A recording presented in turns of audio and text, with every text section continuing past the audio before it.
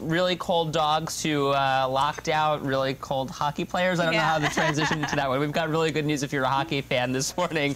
Well, the NHL lockout continues. The Rochester Americans will play a game in Buffalo, giving Western New Yorkers a chance to get a healthy dose of the much-missed sport.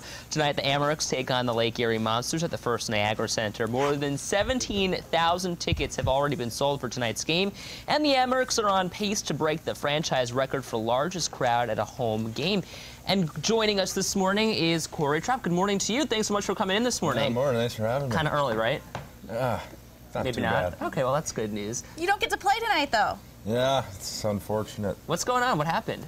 I actually tore my ACL on opening night, so it's been quite a drag this year. Well, that's kind of a bummer. So, I mean, your teammates then are playing at the First Niagara Center. I mean, that's got to be a pretty big deal since you guys are, what, AAA? I don't know how to, what's the minor leagues, I guess, for hockey? For hockey, the Rochester Americans, the American Hockey League, is the highest affiliate close to, the next step is Buffalo. So, I mean, it's definitely a big deal for, usually the majority of your team's top draft picks and prospects are going to be playing in Rochester for a couple of years, and of course, I know we were kind of wondering, how does the lockout affect you guys? Do you guys see more fans in the stands, or?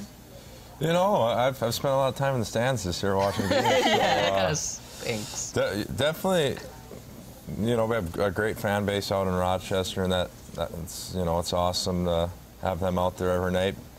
But compared to last year, I played a handful of games in Rochester last year, and it looks a little bit bigger this year, which is nice. Let me ask you a question. The feeling going into tonight's game, what is the feeling like in the locker room?